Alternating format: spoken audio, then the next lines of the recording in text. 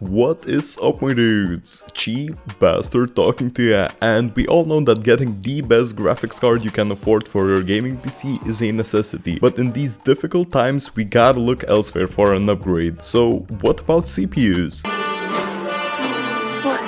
And today we're going to find out whether a better CPU can give you as much performance as a slightly better GPU. And to be honest, I really don't know what to expect, so I will compare this sort of a mid-range CPU in 2021 i7-4790 and a pretty decent i7-8700K. Let's go! And the first game tested today was CSGO, and here we got really interesting results. On 1080p low, where CPUs could show their potential, the difference was massive. But on 1440p ultra, where the GPU was bottlenecking, the difference was super minimal. What is this piece of shit? Okay, no hate towards Valorant. Although I do have to say a couple of bad words to the i7-4790 because it bottlenecked the GTX 1063GB on 1080p medium and 1440p ultra. That's why there's almost no difference between the settings, but a massive gap in comparison to 8700K. On Rainbow Six Siege, I was forced to listen to this kid's macaroni fantasies. Macaroni with the chicken strips? But after he was blown away, I could benchmark, and I got these benchmark results, which were different only on 1080p ultra settings, because on 1080p high they were almost the same. Interesting. And finally, the first game where the bottleneck was solely on the GPU side, Red Dead Redemption 2. On 1080p lowest settings I got almost the same results.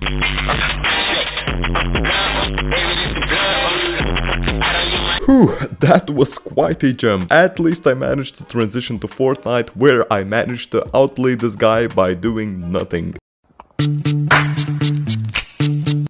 Sadly, on 1080p high settings, the i7-4790 fell behind, although on 75Hz monitor it wasn't noticeable. On Call of Duty Warzone, I met this rather chill dude. I just wanna...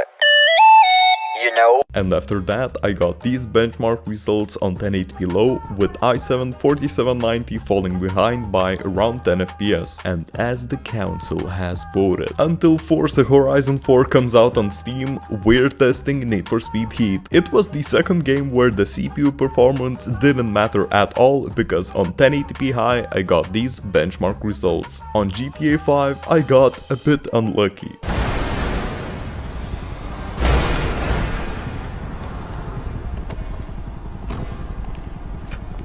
Despite that, I still managed to get these benchmark results on 1080p very high, where i7-4790 fell behind by a good margin. To conclude, if you can get a fair deal on a GPU because of this mining shortage, I think it is worth upgrading the CPU instead if you are looking for an upgrade. Processors age slower, so there will be plenty of time to find that sweet GPU deal you've been looking for. Subscribe to get some useful life tips.